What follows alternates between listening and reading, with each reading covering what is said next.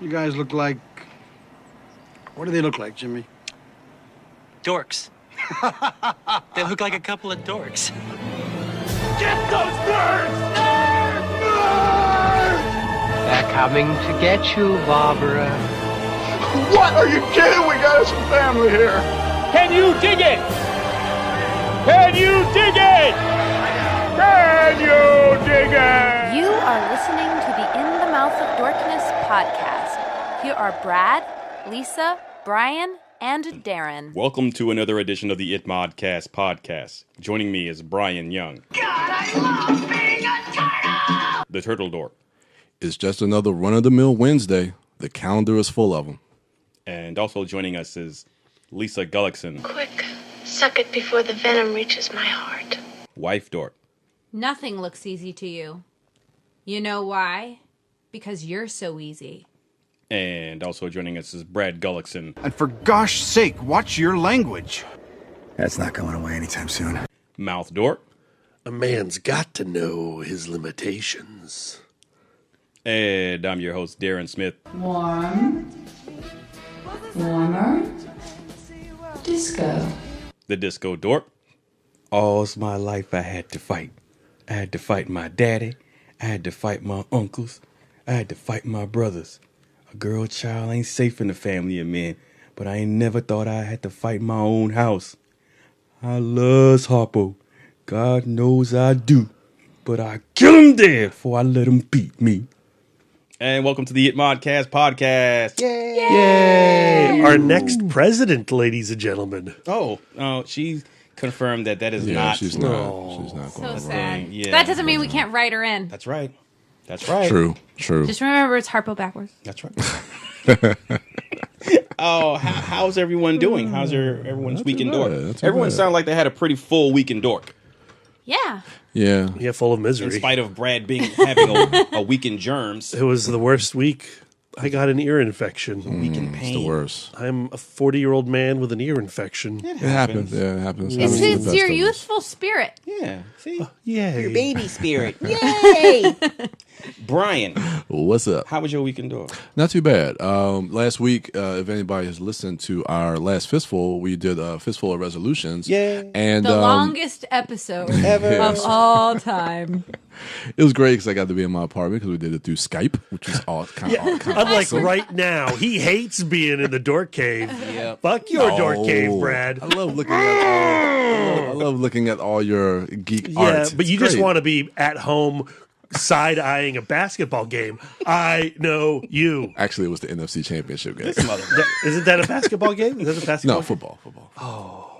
That's That's like the the same thing. oblong. That is like the same thing. Oh, I'm in man. a fantasy league, a fantasy movie league. Nice. How you doing, Lisa, in that league? Not so hot. Not so hot. And it's not because you're a woman. No, because it might be. I have no idea. No, it's- I haven't done the math. Women hate math. No. I was doing pretty well for a while because everybody else was forgetting to put it. Like I'm good with like deadlines, so I've been putting my movies in every week. You're just picking the wrong movies. Yeah, I need the inside scoop. You doubled down on Den of Thieves like I did. Yikes. I did not. Oh, yeah, that's I right. did. I did double down on like 2 weeks ago. Phantom Thread, which we're talking about later today. Yay. Bad idea. Oh, no. Do not gamble on Phantom Thread. Oh, no. I don't understand the algorithm of Get that. to that.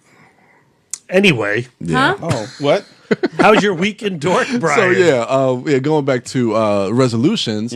I know we said we were going to talk our following week in Dork. We're going to talk about some of the resolutions. So yeah, we did. Yeah. Production meeting, anybody? I'm being facetious. Yeah, I know. Come on. So I decided to pick Rear Window since I have the collection that you gifted. That you didn't gift. I did not give you shit. It seems like it as long as you had the I know that you let me borrow for a couple years. I know. I'm sorry. That's I'm sorry. that's I'm how sorry. gifting works. That's like manifest destiny. Like it Listeners, feels like it's have mine you ever now. borrowed something so long, listeners, that it became yours? I feel bad. Brad doesn't I have room feel- to talk though because he didn't watch The Color Purple until today. Yeah, and I've had The Color Purple for also 2 years. About that. Yeah. So no, but I decided to watch Rear Window so I can kind of get back into, because I kind of want to get into more of the Hitchcock classics and get more into, like you were giving Darren some of the resolutions as far as classic films. I want to kind of get back into some of the classic films. So I decided to watch Rear Window. Watched it this morning, and I thoroughly enjoyed the film. How good is that movie? It's a great movie. It's a really good movie, and the performances in that movie are off the chain. Can I say that? Is that still? It's not, but you can say it. This is our podcast. Is that hip? James Stewart plays Jeff Jeffries, and we have the beautiful Grace Kelly as Lisa Carroll Fremont in her A-line skirts, looking amazing. Yes. Climbing in heels. So awesome. Yeah, and then I just love the courtyard of this apartment and all of these different characters. I mean, you have the ballerina, you have Miss Lonely Heart living on the bottom floor, and of course you have the Starwalds. I believe that's them, the Thorwalds, which basically it's what this kind of story kind of revolves around, that mystery. And I also love Stella, played by Thelma Ritter. So the beginning of this movie, you kind of have this one shot of going around this courtyard, and you're kind of getting familiar with everybody that you're going to be spending the next 2 hours with. And then you go into the apartment that Jeff Jeffries is in, and you get to see the cast on him, and you're going around his apartment. I love the way Alfred Hitchcock really does this opening scene in just one shot. You really get a lay of the land of basically the entire film just in that first 2 minutes. So I thought that was just brilliantly done. And then those first two scenes, just establishing who Jeff Jeffries is, with the conversations with Stella and her talking to him about marriage, and then the conversation that he has over the phone about the photography job. That he wants to take, but he can't go because of his leg. And then the scene later that evening with Lisa Fremont when she comes in. So you really get establishing all of these different relationships that he has with these different people, and then we kind of get into the idea that he's kind of stuck, and now he's watching all these different people, and he's watching the Thorwalds from across the courtyard, and he notices him having an argument with his wife. And then all of a sudden, she just kind of disappears. So, and he's going out in the middle of the night, 2:30 in the morning, in the rain, and he doesn't know where he's going. He comes back an hour later. He sees him in the kitchen wrapping up a machete and a knife and all these different things. So he's like, okay, something might be going on here. But I love the way we always stay with Jeff Jeffries in this film. Of course, I think that's the way it has to kind of be done, but it's the point coming from his point of view, so we never really know exactly what is going on across the courtyard with the Thorwalds. We can only get the information and understand it from Jeff Jeffries' perspective. And I like how he slowly starts to bring Stella and Lisa into this. They kind of bring them along into all this craziness. And then you have the detective that comes in, Doyle, who he wants him to kind of investigate it, and he investigates it, and he just says, you know what, there's a lot of stuff. There's a lot of stuff that people do in privacy that they wouldn't be able to explain in public. So it's the idea of him murdering his wife, it could be absurd.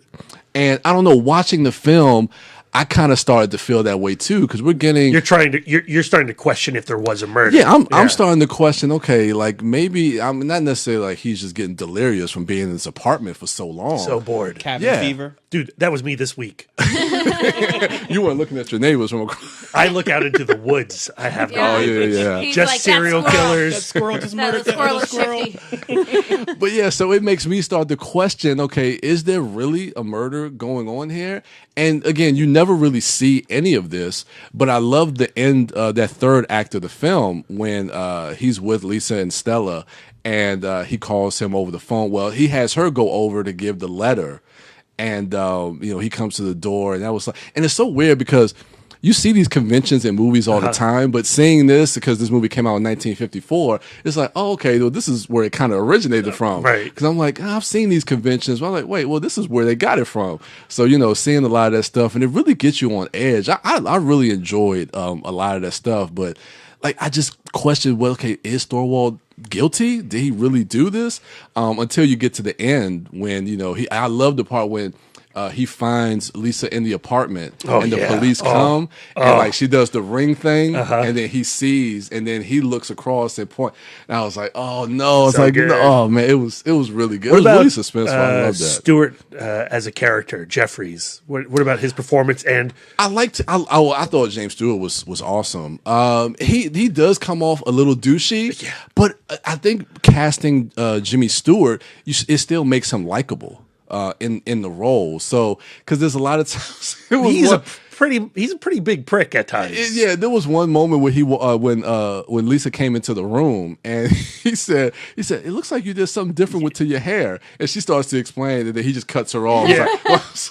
I was like, dude, but it was weird. There was also, I loved like the progression of their relationship through this storyline, because in the beginning he says something about, like, he's talking to Stella about like why he's not good enough for her.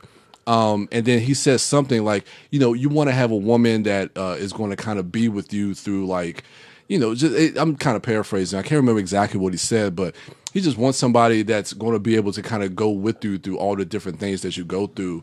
And because she's kind of so prim and proper, and she's kind of like this, not really highfalutin, but kind of like rich society lady.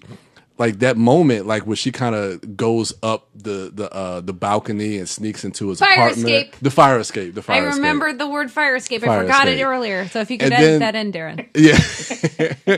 And there's a moment when like she walks back into the apartment where Jimmy Stewart is, and Jimmy Stewart like gives the camera cuts to him, and he has this look on his face, and it's just like, hey, this she is that woman. She's a ride or die. Yeah, she's the woman that I do want. She's bad. And I don't know. I love how everything kind of tied up. Of course, the ending with Thorwald when they get into the apartment. I love the way it's lit, the way Hitchcock lights that, and then like with the flash. And, Raymond Burr's terrifying in that moment. Oh as yeah, Thorwald. yeah. It's just so awesome. And then like trying to like throw him out the window, and then the people come and they catch him. I love the ending, and he now has the two cast on him, and then it goes back to that saying that Doyle. This is my last point that Doyle said was, it's like, he's like, I've investigated a lot of cases that come down to like women's intuition. It's like a lot of that stuff is just kind of mumbo jumbo and whatnot.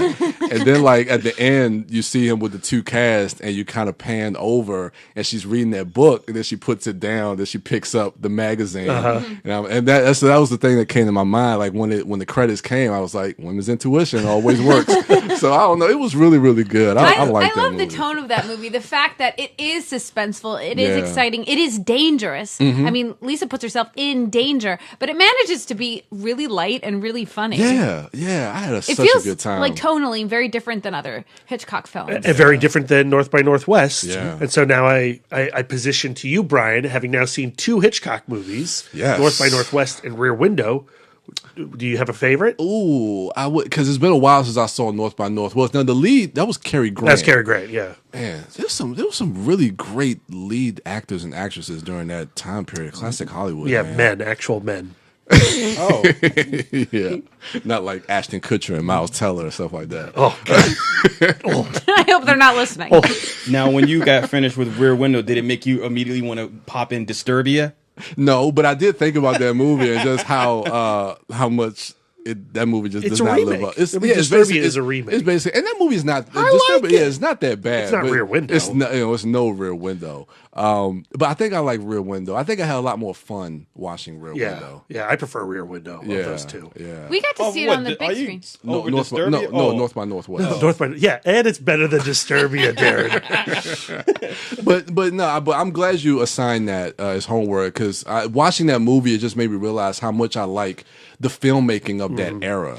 Like watching, I've watched a lot of the Sergio Leone, like the Clint Eastwood, that Man with No Name trilogy, and you could really see the filmmaking while watching those films, and watching like some of Hitchcock's films is making me want to really dive more into that. The craft stands out, Yeah. in Hitchcock and certainly Sergio Leone. Yeah. So are you going to wait another 2 years? No, sir. The next Hitchcock? No, but I will ask for your advice on what to watch next. So there's a lot of films, but he's got some really good ones. Does he have Rope in that set? I think Rope is in. Yeah, Rope Rope's is in that. there. I mean, Have you seen Vertigo? No, I haven't really seen like. well, so like Vertigo. Do you want him to save it for later? Well, what I like what he's done so far is he's done, two classics: a Cary Grant Hitchcock, a James Stewart Hitchcock. I feel like we need to jump another actor before he goes and does Vertigo. So who's in Have Vertigo? you seen Psycho? Vertigo is Jimmy Stewart. That's Jimmy Stewart. Yeah. I've seen bits. I can't remember Psycho. So here's the thing. You should probably do Psycho. Okay, I'll do that. I'll do that one. Yeah, definitely do Psycho Psycho. is such a great movie. That one's good. And you Psycho, like you were saying, watching Rear Window, so many of the conventions, come from Rear Window. You see these in other films. Yeah. And in Psycho's case, you probably know massive plot points already. You probably know the climactic spoiler of the film, which is unfortunate. But what I hope, and I'm going to guess, you're still going to find surprises. That was certainly my case when I finally saw that film. And I love Psycho. Vertigo's still my favorite. Oh, okay. But I think Psycho's at the next stop. All right, cool. Y'all definitely check that one out. But yeah, that was cool. Thank you for that. All right. Wife Dork. Yes. How was your weekend, Dork? I've had a great weekend, Dork. I was trying to coast on Brad's sick week, so I was trying to get in on that sick behavior. Yeah. You watched a lot of Law and Order SVU with me. I watched a good number of episodes. It's on Netflix, guys. The last 3 seasons of SVU. Just the last 3 seasons. Oh, really? That's so weird when they do that. I hate that. It's super weird. You're like, how did they get here? Right. What's the origin of this? But it's not serialized though, right? Well, as I found out, there are arcs that happen in those last 3 seasons. I'd never seen any of these guys before. Why am I talking now about SVU? One, it's Lisa's weekend, Dork. Let's not talk about SVU. I apologize.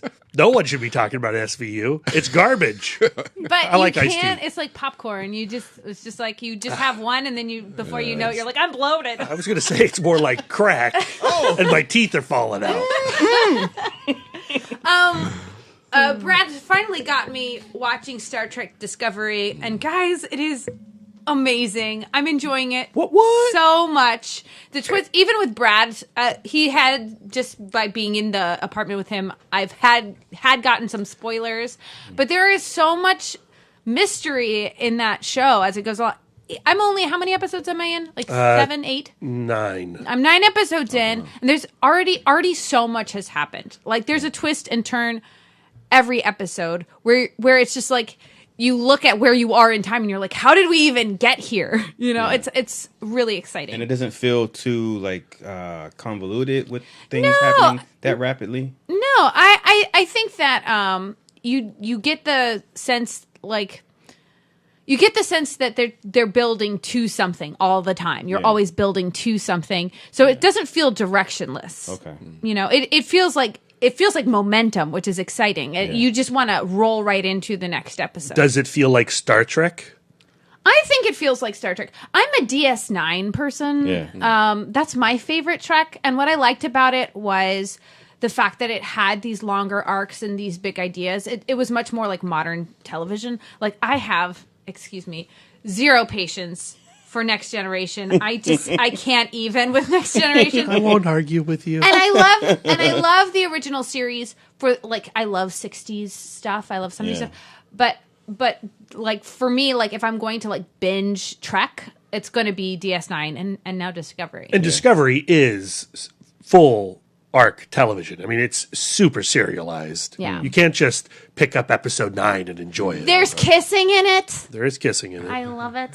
So do you prefer that form, both of you, do you prefer that form of that type of show as opposed to the original series where they the thing would have is like a Monster of the Week or something? We've never been given serialized Star Trek before. So it's really? a strange experience. Yes, DS9 had arcs, and especially in the last season, they had a 12 episode run.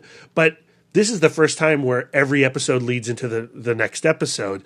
And I think it's been off-putting for some people. And, where people are like, Captain Lorca, he's not a Federation captain. We would never put up with this in our old Star Trek. Dude, it's because it's being told over the course of 16 episodes. Give it time. Yeah. Let's see where Lorca is going. And by the way, Jason Isaacs, freaking brilliant. I like the fact that it's not just focused on the captain this time. Because really the center of the story is Michael Burnham, who starts as like a number one, and then something crazy happens, and then becomes something else, and then becomes something else. So she's the center of the story, which I think is different. Are you talking about Sonequa Martin Green? Mm-hmm. Yes. Oh, okay. She has a male name. Okay, Michael. I was going to say, I thought the show was centered around a woman. What the fuck? Oh, okay. So her character, Michael Burnham, she, in the first pilot episode, actions she takes are seen as, traitorous. And she's thrown into prison because of what she does in that first pilot. And is it a redemption story? Was she in the wrong? That's what we're experiencing right now. And a lot of it is about perception. Like, how she's now going into a situation that is extremely biased to her, and what can she do in that situation? Plus, she has that her background is she's human, but she was raised by Vulcans. That's also very interesting. And I love how after that pilot, she is no longer in Starfleet, but she can't live any other life other than the Starfleet code. So because she believes in it. Like, she really does believe in it. She's not a captain. She doesn't have a rank, but she is still living by the rules and the hopes and dreams that the Federation have put out. They're values for her. Yeah. But this is not what I wanted to talk I'm sorry, but I want to talk about it. Oh, wow. Okay. I also watched Serpico for the first time with Secret Society of Filmmasons. Enjoyed it a lot. Sidney Lumet and a young Al Pacino. Yes. He looks like a little baby Yes, in it. baby. His voice is completely different. You can tell he's a guy that over his career has yelled a lot. Like as a vocal pedagogy opera nerd, I'm just like, I hear some dysphonia now that I compare the original voice with him. Yes, but that's to me, it was one of those movies where you're just like, I got it. Yeah. Cops are dirty, and it's not going to change. Yeah. So it was a lot of waiting around, but I still enjoyed it. Hosted by Lisa at Muse Girl, friend of the show, so she did a wonderful job. And the movie I actually want to talk about, I'm sneaking much. I'm ruining the format. I won't talk about it too long, or maybe I will. Is a Western put out by Arrow Video called Terror in a Texas Town. And so this is new or old? It's old. It's from 1953. 58. It's from 1958, and during that McCarthy era. Yeah. And it was written by Dalton Trumbo. So remember who the movie was about? Yeah. He was a blacklisted writer. Mm-hmm. So the story is a pretty typical Western story. There is a farmer and this little area of this little town of independent farm people living on their land.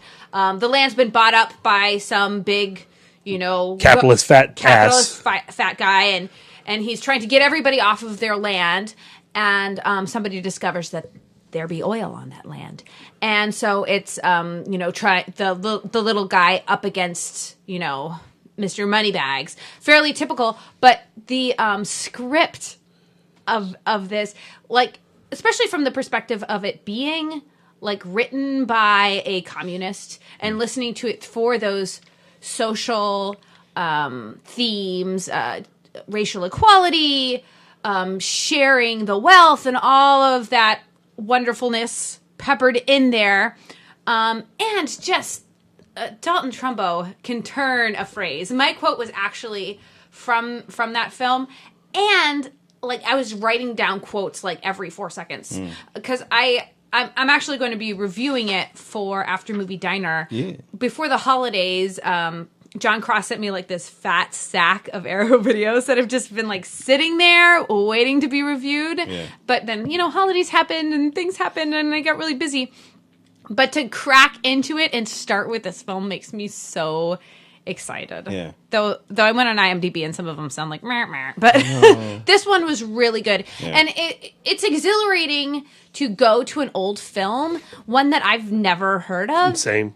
And you hadn't seen that one? I mean, I'd heard of it, but I'd never seen it before. Okay. And just to like discover this gem. Yeah. Sterling Hayden. Oh, yes. From Johnny Guitars in the film. Yeah. Mm-hmm. And he's playing a Swedish sailor who comes to America because his father has, built this property. He's built this ranch, this farm, and he's now going to farm with his dad.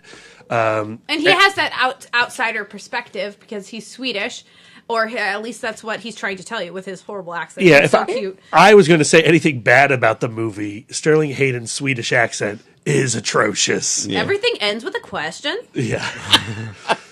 What do you think? Yeah. This far? But, oh my God. But the film opens with the classic shot. The black hat walks out with his gloved hand, and you get the shot of like the what is it called? The standoff? Yeah, the standoff. Okay, and you get the shot where it's like past the black hat's hip, and you see his hand hovering dangerously over his pistol. Yeah, Leone obviously had seen this film before.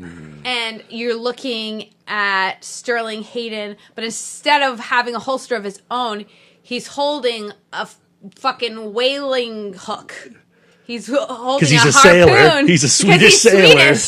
Oh shit! It's and it's a circular story. Yeah. So you start. That's like the opening shot, and then you find out how you got Sterling Hayden facing the bad guy down with a harpoon. That's the climactic gun battle: is a guy with a gun and a guy with a harpoon. That's dope. And awesome. The guy what is the name of the Crail guy is who plays the Crail? Johnny Crail. Nick something. I can't remember. Nedrick Young. Yeah, that's it. Yeah. This guy is amazing. He seems to be channeling the Casablanca guy. Humphrey Bogart. Humphrey Bogart. He's kind of got that face. He has kind of that like same gravelly mannerism.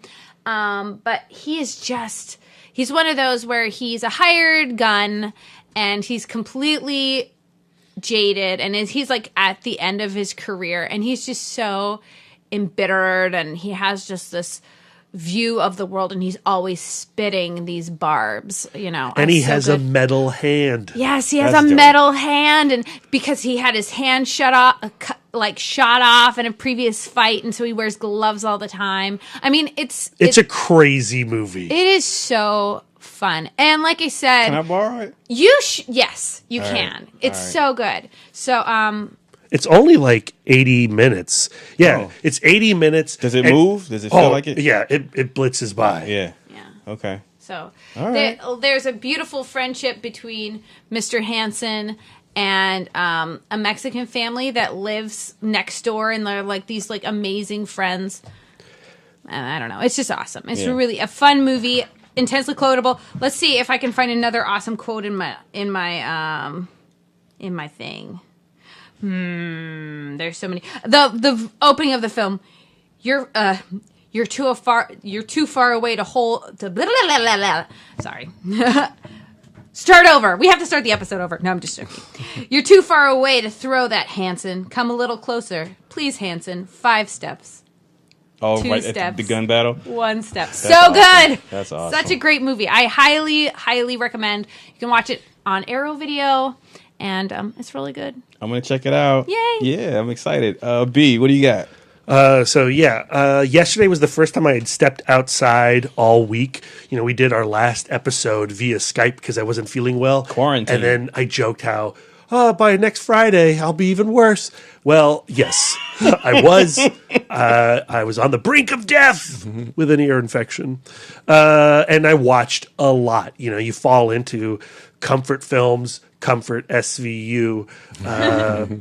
It's crazy what you'll watch when you don't really want to watch anything because you are dying. So you don't want to watch something you truly love.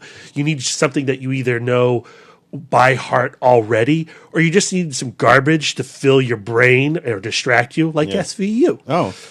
But yesterday I stepped outside for the first time. I felt a lot better. Today I feel pretty darn fantastic despite being a little congested. Yeah. I even went to the movies, as we're going to talk about later.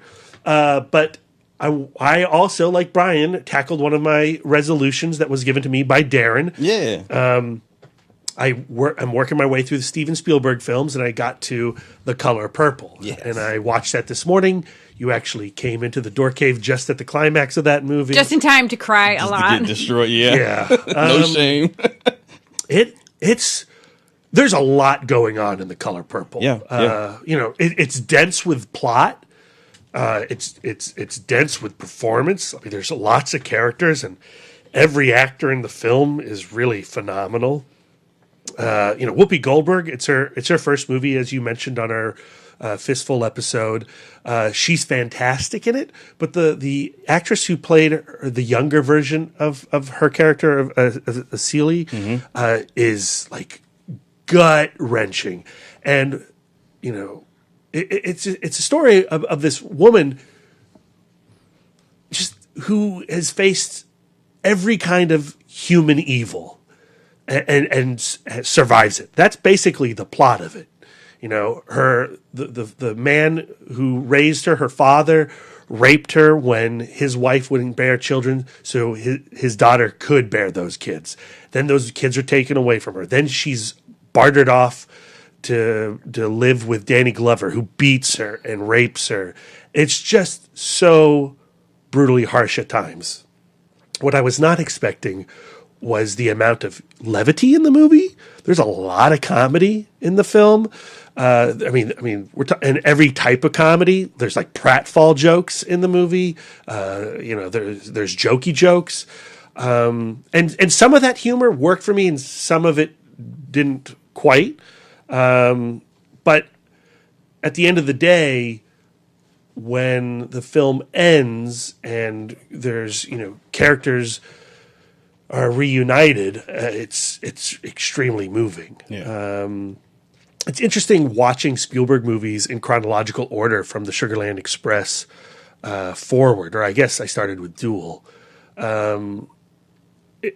This is the first movie without any kind of genre element, and I think what I noticed about Spielberg, his style, it was really John Williams' style, and how the score for The Color Purple plays as if it had genre elements. Like Williams' score just does not work for me because it plays the comedy. It gets it gets very hijinksy in the music. It plays the emotions extreme. Like it's working too hard, and I think John Williams' score distracts severely from the plot of the film. So if I had a negative about The Color Purple, that would be it. But going back to Whoopi Goldberg, she's great. Danny Glover as this monster. He doesn't play evil too often. I've seen him play a bad guy here and again. We were talking about Switchback earlier. And, we just saw him in Den of Thieves playing a scumbag underworld character. Primary. Primary. You said Den of Thieves. Oh, I did. Yeah. Well, yeah, not Den of Thieves. Sorry. Proud Mary.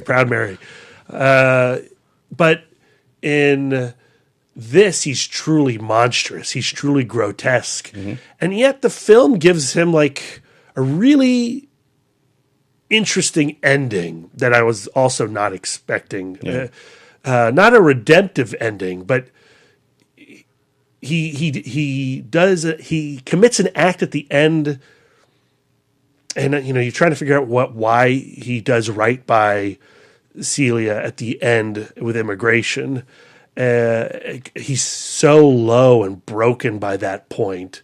He's such a hollow being that I think it goes to that conversation at the table, that kind of showdown where it is like, you will never get yours. Like you deserve the worst. And so it's a defiant act from him. Again, no. I'm saying that he is in, like, his pathetic ending is just, her curse is that place of suspension of where you are human garbage and you will never pay. And so you're just stuck in this limbo. And I think that, like, it's that desperation to get out, or it's interesting. And especially in this culture where he's never supposed to admit he's done wrong, right? And she says everything that you done to me already been done to you. So she understands that it wouldn't even be a situation of you need to get yours for how shitty you've been. Like, your life is already shitty, and it will continue to be. Like, everything you did to me, like Lisa said, you're already in your hell, and it just gets worse. Well, when she leaves, as you see when his dad comes back, it just gets worse for him from that point on. It's a lot about breaking the cycle of violence. And I really enjoyed it. I think it is. I would be curious to see somebody else direct the material. It's such a transitional movie for Spielberg, and I know he wasn't comfortable at the start of production. Quincy Jones came to him, and he's like, I don't really have a connection to the South or these characters. I'm not sure if I'm the right fit. And Quincy Jones's response to him was like, well, you didn't have any connection to aliens, but you were able to direct E.T. And Spielberg was won over by that comment. But he really is. Spielberg, even though he had made several masterpieces by this point, he had made Jaws, he had made Close Encounters, Raiders of the Lost Ark. I feel like this is still a very young Spielberg, and you can tell that he doesn't have the confidence behind the material that he does in some of those better movies that he'd done already. But without the color purple, he would not be able to grow into the filmmaker that we currently see with The Post and Lincoln and Bridge of Spies. But it is like, I can't help but miss the Spielberg pre-color purple too. Because when I talk Spielberg, my favorite films are the ones that all happened before 1983. Yeah. And he's made great movies since then, obviously, but none quite have that raw power as Jaws, Close Encounters, Raiders of the Lost Ark, for me anyway. Yeah.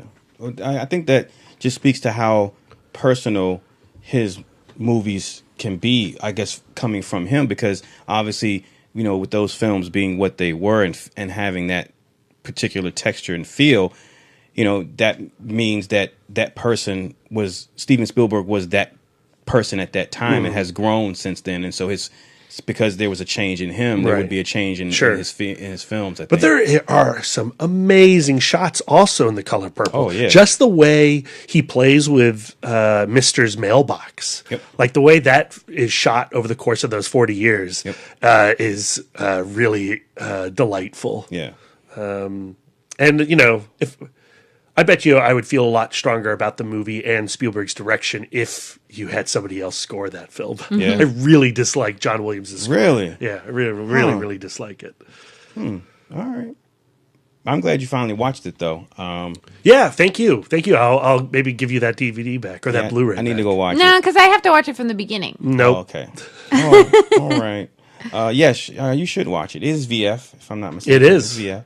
Oh my gosh, that scene when he separates them on the porch. Yeah. Oh my gosh. And, well, to me, it's not even like the separation. Like, that's a rough scene. It's as they are physically separating and walking away from each other and doing the game of patty cake. Yeah. Yeah. Brutal. Yeah. Yeah. Oh man. Oh, it's so good. All right. For my weekend dork, I too checked out one of my given cinematic resolutions. Brian, although this wasn't a cinematic thing, it's a TV show on HBO called Insecure. Stars Issa Rae. Is it how you put her? Issa. Issa Rae, and it's so far from what I gather from the first episode, it's just about this particular young African American female she turns 29 in the opening episode, so she's on the cusp of her, about to turn 30, and she's single. She's rooming with a no, it's her boyfriend. Lawrence. Her boyfriend, who's a deadbeat, who's just on the couch, I guess, waiting for his big break, so to speak. Yeah. And she doesn't feel like her life is going anywhere, and then she has society's idea of where a person should be at a certain age in their life, at a certain point in their life. She's dealing with that, and also her best friend is Molly. Molly is having she's having her own personal issues with everyone around her seeming to be in a relationship, whether it be good or bad, healthy or unhealthy. People are getting engaged, and she feels like she has so much to offer because she's a strong, independent, and successful corporate black woman. So she feels like on the personal side, she feels like something's wrong with her or her. I can't. I'm thinking, should I say it and then just beep it out in post? Yeah, I'm just saying. Oh yeah. She thinks her is broken. Oh no, that sounds terrible. Because Issa tells her that. Issa tells her, your just broken. That's all. So anyway, it's a joke, but it becomes a running joke, and then becomes a song that she performs on stage. Anyway. This sounds charming. Broken. You check it out, Lisa. You might like. Sounds right up my alley. But basically, it's about it's about these two. I don't know if the show is going to focus on both of them, but the first episode is about these two best friends and where they are at this point in their particular lives and how they're trying to navigate a society that says, statistically, a professional black woman is less likely to get married, but she's more likely to have, a higher income than a male and all this other stuff, and how they feel and view themselves, and dealing with a society where it seems like a black man is more interested in dating outside of his race than a sister, and the sister is like, I have so much to offer. I'm professional. I got money. I got my life together. I got my shit together. I'm sexy. I'm beautiful. My pussy ain't broke. Like what's wrong? So basically, the insecurities of these two particular females, I think. Yeah, it goes deep into their relationship and dealing with their love life, and you'll see a lot more with Lawrence and her boyfriend Lawrence, who's like sitting on the couch.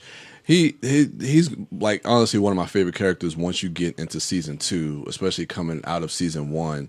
And the arcs of all these different characters, and then a lot of the peripheral characters, like their other friends, and then you'll see like even with Molly, with some of the men that she starts to date, and they make a lot of bad choices. But also what I like about the movie too is it doesn't just focus on like their love lives; it also deals with like their professional lives. Like you'll see with Issa, especially in season 1, because I think she works for like a nonprofit organization working with these kids. And I think in season 2, you'll get into a lot of stuff where they're working at this one school doing this after school program. And the principal of that school, he's a black guy, but he is being kind of discriminatory towards the Latino kids. And so it's dealing with a lot of those different things. And also even with Molly at her job, she deals with things as far as her not getting paid enough as her white counterparts.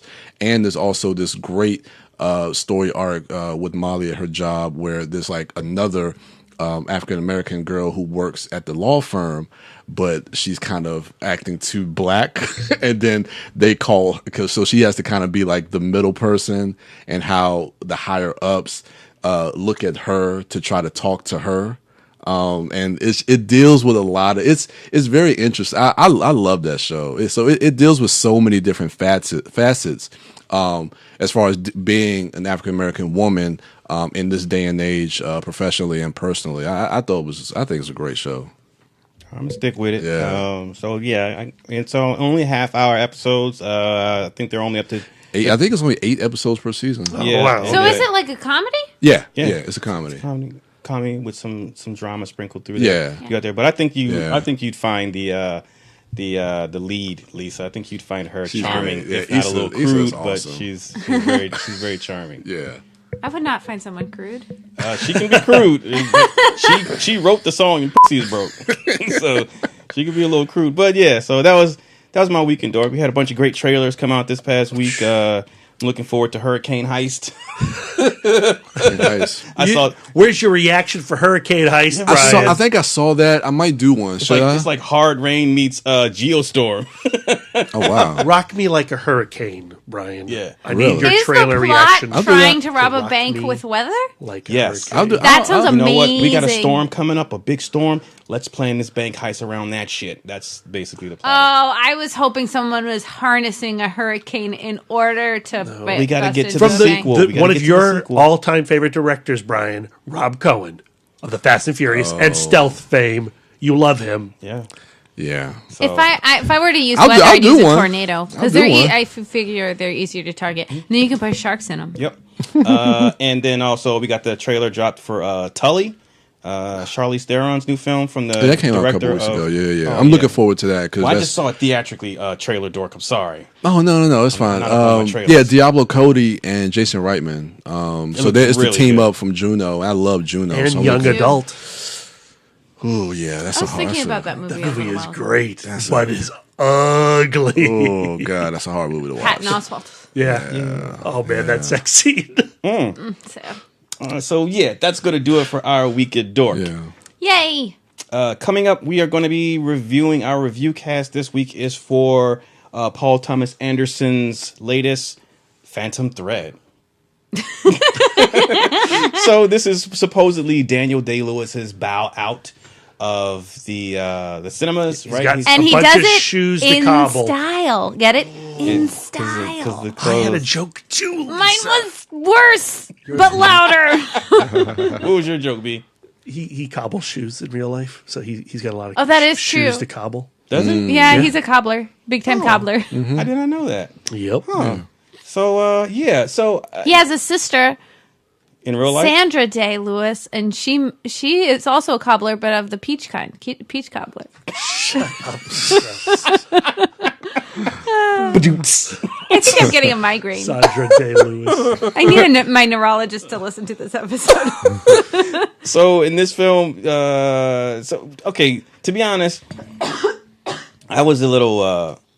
I don't want to say I had a little bias going into the film. You straight up did not want to see it. I made you see it. I saw the emoji. I did not want to watch it. It had the shifty eyes. It did. It was like, oh, come on, man. I did not want to watch this film. I had no interest in seeing it. And I know, like, that's sacrilege to,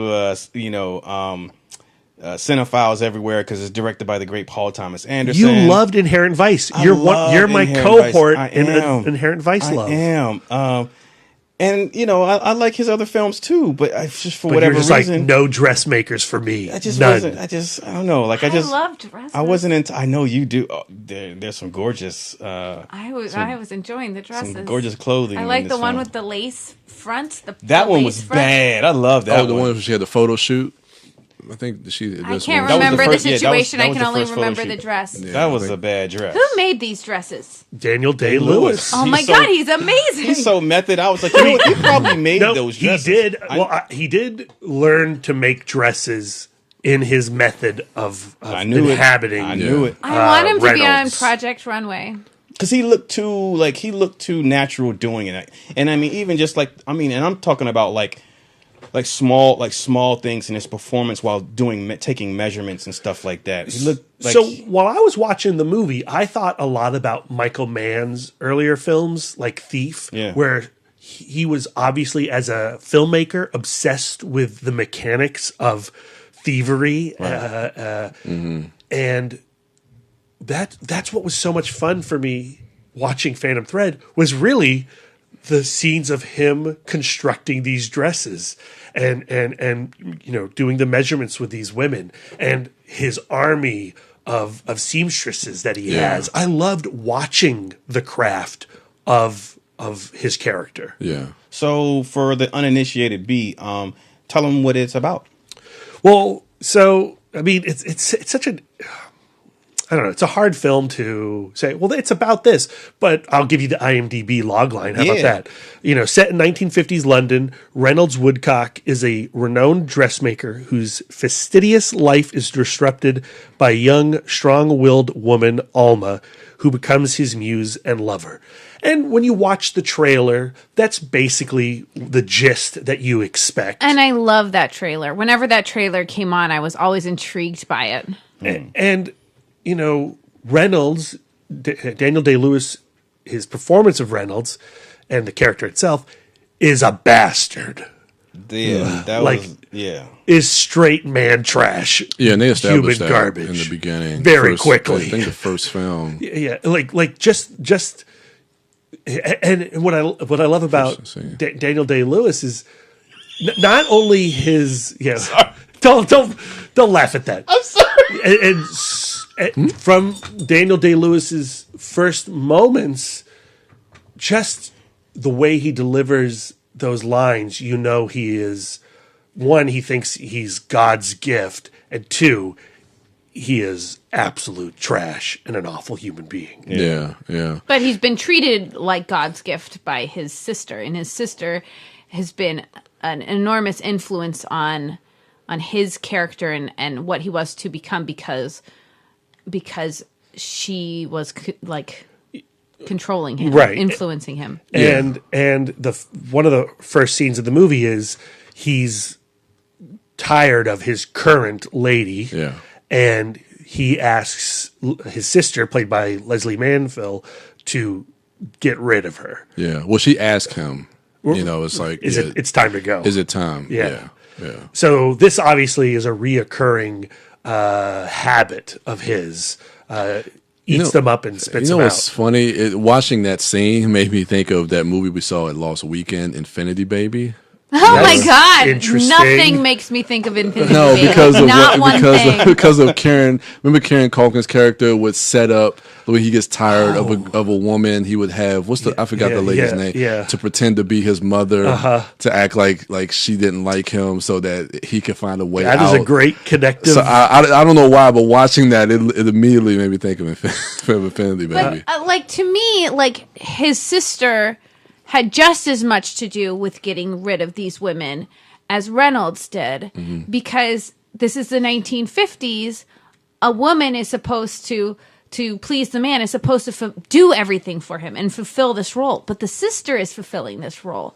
So the sister is going, I'm meeting all of your needs, emotionally. The breakfast you want is the exact breakfast you want. Everything is done exactly the way that you want done. So why is this woman here? So once her initial allure wears off, he has literally no use for her. And that's what makes Alma a genius. And so to get to Alma, he immediately, at least the way the film plays it, he goes to this restaurant and, has a feast.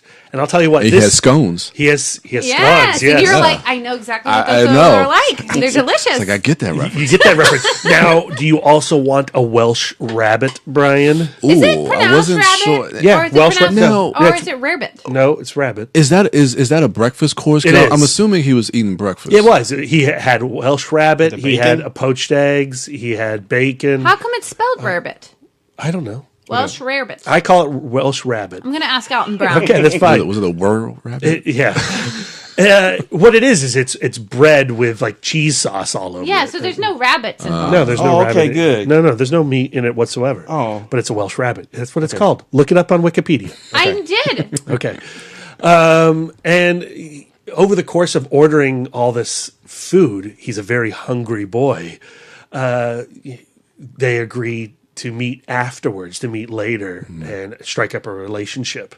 And, like previous women, she holds an allure, but after just a short period of time, also becomes an incredible nuisance, especially when she doesn't want to fit into the time and place that he would like to have her. So if she joins him for breakfast and she's too heavy on that butter and the scraping of toast, it disrupts his routine. And if his breakfast is ruined, his whole day is ruined. Yeah, they established that earlier. But going back a little bit, when they go on that first date, because that first date lasts, that's a big chunk in the beginning of that first act. Because they go to dinner, they have the conversation about his mother.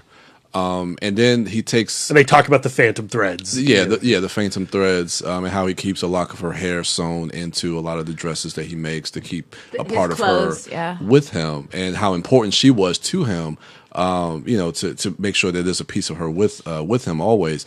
But then we go back to his place where she starts to try on some of his clothes, and I don't know. At that point in the film, it started to feel a little awkward. I'm like, this is a first date, and you're going to the point where he's taking her measurements, he's half naked, and then her sister comes in, and it's super awkward. Yeah, I was like, and I'm thinking to myself, and even throughout the course of the film, for Alma's character, I was like, why is she sticking around? Like, does she not pick up on a lot of this stuff? Before him, she had never felt really seen or admired, and then she says that. Yeah, she feels like she feels ugly and she feels invisible, and then he picks her out from this place where she's wearing a uniform, and she knows who he is. Yeah, right? And his fame precedes him. And then he,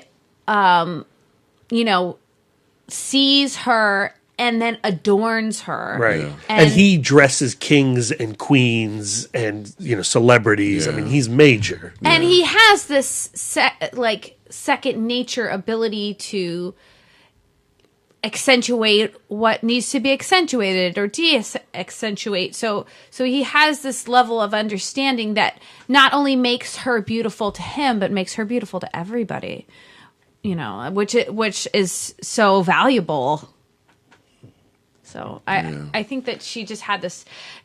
I think that can become addictive. Yeah, I guess I can see that. So from the trailer, I was worried it was going to be the story of a guy abusing a woman for 2 hours, right? Yeah. Emotionally and possibly physically. But the film takes its turn when Alma finds a way to control him. And that control is through mushrooms, poisonous mushrooms, and reducing him to a crying puddle. And the reason she gets this idea is because when he would have a great show and it went really, really well, the emotional come down from that show would turn him into a sad sack, and he needed her most when he was at his lowest. Mm-hmm. So if she can keep him low, she can gain some control in this relationship. Yeah. Just like she called him like a child. Right. Yeah. And now once Alma starts manipulating and doing some extremely nefarious and ugly things, the dynamic changes. And I found the film to be really, really funny. Oh, wow. Like, really? Yes.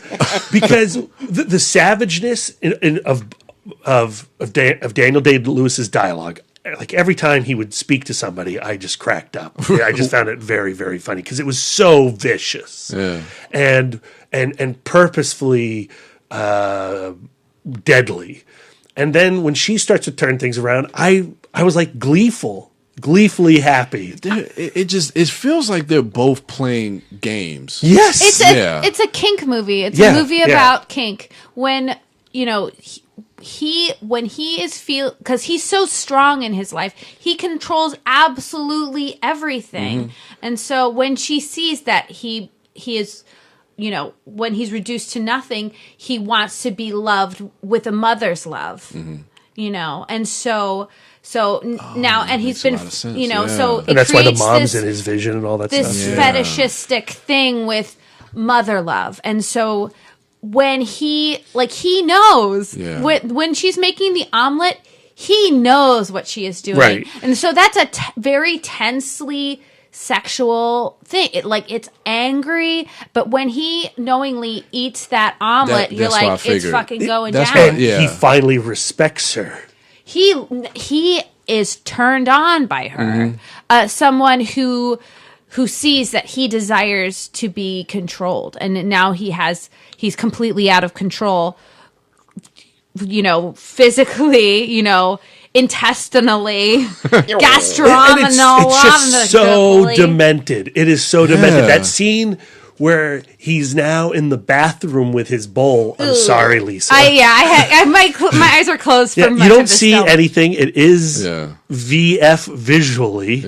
when he's in the bathroom holding his bowl, he's like, "You better leave," but thanks for doing this to me. Thanks for creating this, this equality between us now, Right. because you have the darkness in you to keep me tame. And Alma does everything that she can to keep Cyril out of the room. Like, this is not your space. You cannot give him this mommy love. Like, this is my thing to give, because Cyril gives all of the wife stuff, all of the annoying, like, the table is set, the food is made, all of your seamstresses are doing what they should do. She gives that kind of wifely support. Yeah. So the mommy love has to come from Alma.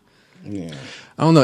For me, it was just hard to really kind of, because the relationship just felt so toxic. Yeah. Yeah, literally, and it's just, and a lot of times it's just hard for me to watch stuff like that. But then I guess you could say it's giggling, they completed each other. It turns out that they are both horrible people. Yeah. I mean, and it's true today when you see people in relationships like that. You always just think, why? And maybe it's I don't know. There is so much, like, if you were to look at people's love lives, really, really look, everybody's love life is a little gross and a little specific. And so that, like, you think about, Ours if you is go beautiful, Lisa. But if you think about, like, kink community stuff, people would look at that and go, like, well, that's terrible, or that's abusive. Yeah. But in that case, like, it's consensual and it's what people want. Yeah. And when you think in terms of, I was so happy when she started poisoning him. Reynolds, and his upbringing being so damaged and then being so coddled, I don't know. I found it fascinating. I wouldn't say that I found it funny, but, like, I found the ending of the film, like, weirdly, like it reminded me, I was saying this before the podcast, it reminded me of the movie Secretary with James Spader That'd be a good Brian movie. Megan Gyllenhaal. Megan Gyllenhaal. That's a good Brian movie. Okay, that's homework time. Okay, yeah. So, I don't know. I found the message of the film, like, what it's supposed to be, like, gross and yeah, that's what love is. It's gross. So, Darren, where did you ultimately fall on it? You're just you were not happy going into the film. Emoji stand. Yeah, the filmmaking aspect of it is as you would expect with Paul Thomas Anderson. It's a gorgeous movie, and he shot it himself. I mean, it's a beautiful film. It is. It really is. But ultimately, it's like those characters I just found frustrating. Like I got no enjoyment out of watching the movie. I didn't like this. Like, I don't know. Like, I can't relate to either one of those people. Like, the first time he snaps at her or he was disrespectful to her, like Brian said, why are you still in that room with that man? Like, I can't. But you can understand from her point of view why she's in that room still. I mean, the film. I think that's what's so interesting about the movies, especially that why she stays. As Lisa was saying, I mean, I think it really does establish why she stays and what she's been looking for her entire life, and the self-loathing that she has at that point. Well, too. it's a thing. It's just something that I don't agree with, so I can't get any type of. I can't connect to it. I can't sympathize with it. I can't empathize with her. At first, I did, but then, like, but what if she looked you in your eyes and said, I am so in love and we are so happy, and it's true. Oh, and that's what the film. I mean, I really believe she wants to be there. She stayed there, but for me, I can't.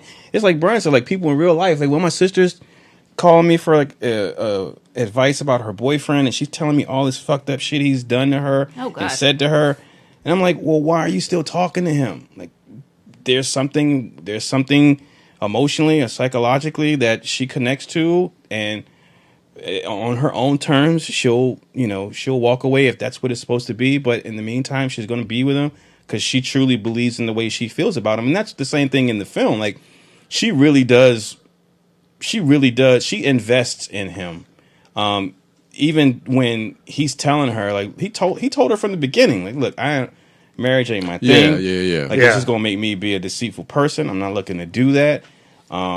So, you know, it is what it is. I love making dresses. That shit comes first. Right. And she's like, okay. And then she still comes in thinking, okay, I'm going to change you. I'm going to change you. And she does. She ends up bringing something else out of him, but at the cost. But what if it's not, I'm going to change you, but actually I get you. And I've tamed you. Well, that, I mean, she thinks she's going to, you know, she wants to break through to him. And I think she sees right through him. And so, I don't know. But it was just something I just can't, like, I just don't get any enjoyment out of watching like toxic like relationships. I just think what was so awesome about the movie was how it wasn't a male story. Like you start off thinking it is about this toxic man, and it's an abuse story, and it's about her finding the empowerment in this situation, she does take control of it, and I think that's a really unique version of this story that we haven't seen before. Yeah, and going back to the whole thing about playing games, like the one scene where he makes the dress for the woman getting married to the guy from the Dominican Republic, and then like she gets drunk and oh my god, that scene was great. And then like and the way she kind of talks to him, like, you know, it's like she says something to the effect like, you know, she doesn't deserve to be wearing your dress. Mm-hmm. And they go up to her suite and knock on the door. And she is pissed. Yeah, because he's like, you know, why you say? He's like, no, I'm not sad. I'm angry because she doesn't deserve to be wearing your dress. Yeah. And then then they go up there and just basically strips her of her dress. And then when you see them on the sidewalk, you know, he embraces her and kisses her. So again, I think that's part of her manipulative way of getting him closer to her. Yeah, because that moment she sees, he's getting pissed because his dress is not being treated with the reverence it deserves. Yeah. So I will treat it with the reverence, and then he will get the satisfaction. Yeah, I don't know. I find something intriguing about it. Yeah, I don't know. I was surprised by the film, and you know, as a Paul Thomas Anderson film. His movies, especially of lately, you watch the trailers for The Master, you watch the trailers for Inherent Vice, and you watch the trailers for Phantom Thread, and they all appear to be one thing, and by the end of all three of those movies, they are very different than what you had anticipated. I don't think I saw a trailer for this. Really? I feel like there was like a streak where I was seeing it all the time. Maybe Angelica. Yeah, definitely a lot at the Angelica, yeah. But, so, I don't know. You know, is it my favorite Paul Thomas Anderson movie? No. But it's my favorite 50 Shades of Grey movie. Wow, yes. I haven't seen a 50 Shades of Grey movie. Me neither. That's a great quote. Put that on the poster, Lisa. And it's not a movie that I'm going to buy on Blu-ray and watch, you know, every year the way I do Inherent Vice. Like, I love Inherent Vice. Yeah. Inherent Vice is one of my favorite movies. I have no patience for and I understand Lisa's, you know, no patience for that, because that's such a meandering, bizarre, practically plotless movie. But while I was watching it, I was taken by the craft of the film, the performances of the film. Daniel Day-Lewis is great. I think Vicky Creeps is even better. She really steals the film. I think Leslie Manville as the Sister Cyril is great. Awesome. Like and again, just going back to the craft of everything, I just loved watching him make dresses. I loved him watching him be a hungry boy, eating. The way she makes that omelet, I swear to God, I wanted an omelet so desperately as credits rolled.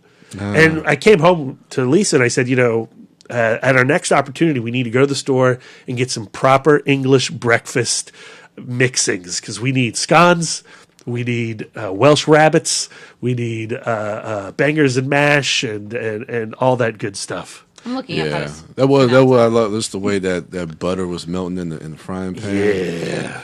That part I was laughing too, because I was like, she straight up knows he hates butter. Yep, and she put I know globs of it. I know. That was crazy. Yeah, that was weird. Leaving the theater, it was so ironic. I was listening to the radio and I heard Lady Gaga's Bad Romance. And I was like, it's kind of fitting to watching this movie. So, a Welsh rabbit or rarebit, the original spelling, but it is pronounced rabbit, Lisa, like the They rabbit. were not saying rabbit. Yes, they were. They were saying rarebit. Yeah, rarebit. Yeah, it's Welsh rabbit, though. That's what we call it. Yeah, but in the film, it's Welsh rabbit, though.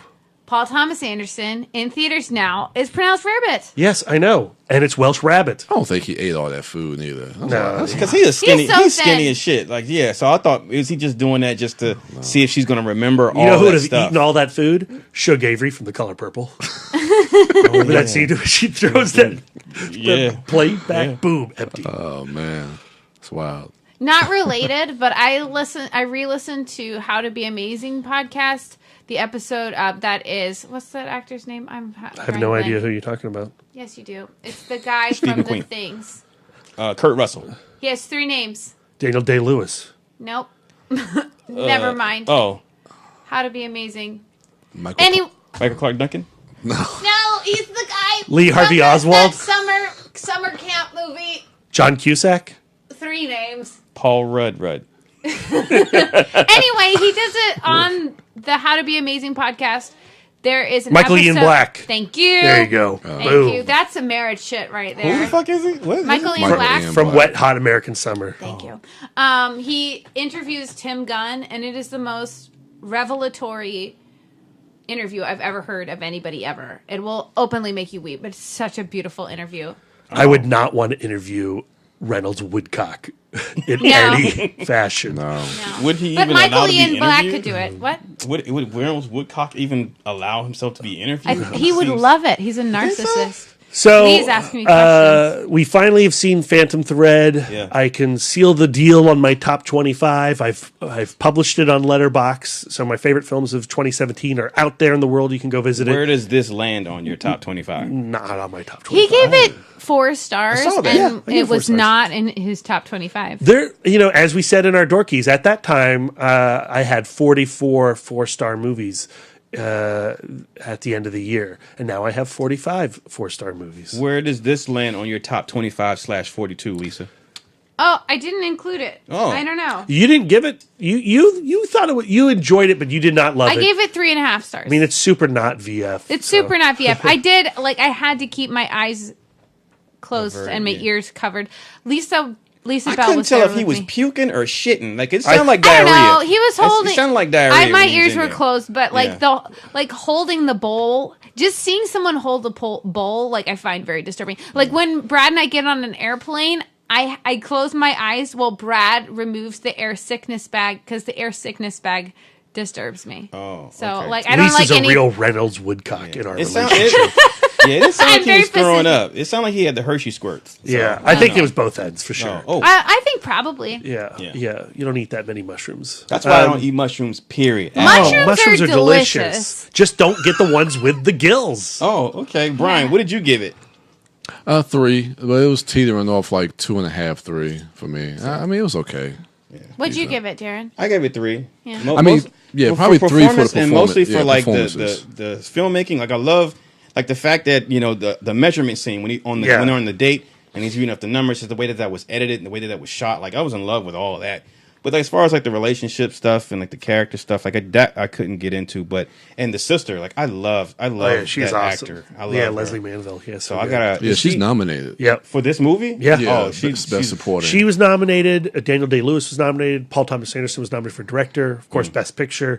Johnny Greenville for Johnny. Shit, the Radiohead guy. No, and it's nominated for score. Yeah, what's his name? Johnny. Ooh, I'm not sure. Oh my god, Knoxville. The world is super pissed at us right now because he's super famous.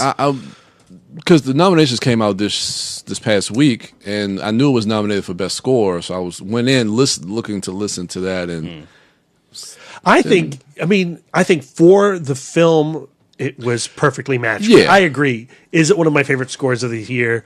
Yeah. No, I much prefer Shape of Water. War for the Planet of the Apes. Blade Runner 2049. King Arthur. Yeah. Johnny Greenwood? Greenwood, not Greenville. Okay, Johnny Greenwood. Yeah, of Radiohead fame, guys. Yeah.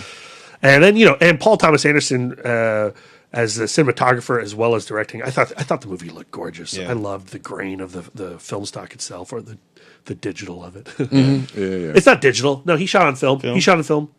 He's Paul Thomas Anderson. Did he shoot that on 70? Yeah, he did. I would have mind. Well, it was definitely projected. They did do 70 millimeter. Yeah. Okay, I wouldn't mind seeing that blown up. AFI Silver has it in I don't 70 know if I can millimeter. sit through that again, but shit. I sat like second row in your honor, so it was nice and big. But I couldn't help but think like, I wonder if he shot this in 70. I would like to see this on a true big screen. Yeah. All right, listeners, hit us up on social media if you've seen the film. Let us know what you thought. What do we have coming up? We have a Fistful of Comfort. So in honor of Brad's Ebola sickness, when he was all... I don't know if you've heard, but I was sick this week. Cooped up in the house. He had to bide his time in the best way possible, and that's with a bunch of films. And so... And SVU. Yeah. And so much SVU. As she always does, Wife Dork had a brilliant idea of having our Fistful be of comfort films. Yeah. So be on the lookout for that. We got Winchester coming up. So I'm assuming that's the scary movie. Helen Mirren. Yeah, I'm looking forward to that one. So am I. I saw the trailer before Phantom Thread. The new one, the second one? It's the first trailer I've ever seen of it. Shit. And I was like, yeah, this looks like it's crap, but I'm excited. Jason Clarke is in it, right? Yeah. Jason Clarke and Helen Mirren. Yeah. I'm all for it. They lend an air of credibility to it, so I have to. And I love funky, weird houses. Yeah, doors that lead to nowhere. Mm-hmm. I love all that. This movie the house seems like it has a lot of doors. Yeah. Let's see. What are you excited about? Yeah, listeners, hit us up. I am going to. This is proposing this live on air. Oh, not live on air, but on this podcast. I was thinking about this on the waiver. So what I'll probably do is, since I don't have class Tuesdays and Thursdays, this whole "what are you excited about" thing, I think I'm going to start doing a Facebook Live at a preset, like every Tuesday and every Thursday, like around between like 7 and 8 or 8 and 9, like or at least 30 minutes maybe, and just go Facebook Live and talk about like trailers and stuff that drop, but also get feedback from the listeners. That's a great idea. So that feedback I get from the listeners, we can mention on the next Weekend Dork and stuff, and shout out the listeners and stuff. All right. So be on the lookout for that, ladies and gentlemen. Brian, what are you looking forward to? What comes out this week? Winchester. That's it? I mean, Hostels just came out also, the Christian Bale Western with Wes Studi. I'm really excited about that one. It's been getting a lot of attention. I hear it's pretty bleak. Yeah. But, I love a good bleak Western. Lisa, did you see the movie I tagged you in? I think it's playing at Sundance. It has Nick Offerman in it and Kirstie Clemons. I saw you tag me on that. I'm looking forward. It sounds great. It does sound great. It sounds musical. Yes, so I'm looking forward to that. What are you looking forward to this week besides Winchester? Are you going to go see that at Winchester? That does seem I probably appropriate. won't drive out to the Winchester. Not to the see same the Winchester, though. The Winchester house is not in Winchester. No, it's not. No, it's not like a true story based on it. Is it is a true story, but the woman's name is Winchester. Oh, it's not in Winchester. I think it's like in Arizona or. Well, that's fucking misleading. I am looking forward to continuing the Marvel rewatch. Yep. I did Thor last week. Captain America: The First Avenger is next, and we will be leading into the Avengers here real soon. I remember seeing that for the first time. That was our Comic-Con movie. That's right. We saw it with Robert Kirkman of Walking Dead fame. That's right. Little did I know at the time. So yeah, I'm stoked about that. I've got a bunch of comic books to catch up on. I also been wanting to reread the Jonathan Hickman run on Avengers, and I think I'm going to start that this week as well. What are your thoughts on Scott Snyder doing this new Justice League event? I have zero thoughts on that because I don't know what you're talking about. Oh, well, he's doing a new event where there's this new threat, and Brainiac tells everyone that this Scott Snyder. Oh, the comic book. I heard Zack Snyder. No. Sorry. Scott Snyder of the comic books. Yeah. No, I'm still working on reading his Metal. How's that coming on? It's okay. That's the evil Batman. Yeah. Batman, right? Yeah. I mean, to be honest, Scott Snyder hasn't done anything that's really interested me since The Court of Owls. Damn, I love that book. So good. Really great. Good. Yes. But everything he did with New 52 Batman afterwards was good to poor. And Metal Batman is fun, but nothing that you're going to be celebrating in 10 years. He's got another costume, right? Have you seen it? Have you seen the new? It's like the blue and gray. What are your thoughts on that? Yeah. What's your favorite? My favorite Batman costume? My favorite Batman costume ever is probably... The nipples one? Yeah, it's George Clooney's nipples one. I actually don't despise the nipples. I think the nipples are fine. There's boobs in Star Trek Discovery. Oh, shit. Like space titties or yeah, they're titties? space titties. Oh, that's cool. They're Klingon titties. I'm not discriminatory. They look nice. I'm going with Batman the Animated Series is probably my favorite version of the costume. Comic book run. I really like Gary Frank's costume in the Earth One books. And I love, I really love Chris Burnham's Batman Incorporated suit as well. Yeah. So, yeah. I like Capullo's and Jim Lee's. Yeah, I mean, Capullo's is great. I love Capullo's. Yeah. I like Frank Quietly's also. Yeah. There's so many good Batmen over the years. Yeah. All right. And listeners, also, if you're reading those comic books, if you're looking forward to that Justice League thing, hit me up on social media. I want to talk about that. I'm interested. Because Lobo is on so there are all these different Justice League teams. Brainiac says, all right, in order to battle this threat, I have this calculation. You all need to split up and create multiple Justice League teams and go out and face this threat on different fronts. So on one team, so it's a combination of villains and superheroes teaming up to form multiple Justice League teams. So it's pretty interesting. Anyway, you can hit us up on social media at ItModcast on Twitter, Instagram, and Facebook. Brian is at The Turtle Dork on Instagram. I'm sorry, he's at The Turtle Dork 1 on Instagram, The Turtle Dork on Twitter, and at Brian William Young on Facebook. Wife Dork is at Sidewalk Siren on Twitter, Instagram, and Letterboxd. Brad Gullickson is at Mouth Dork on Twitter, Instagram, Facebook, Letterboxd, and Untapped. And I'm Darren Smith, the Disco Dork, on all social medias. That's going to do it for us. Enjoy the rest of your week. Thank you all for listening. And until next time. That wasn't a real echo. That was me saying it. Bye.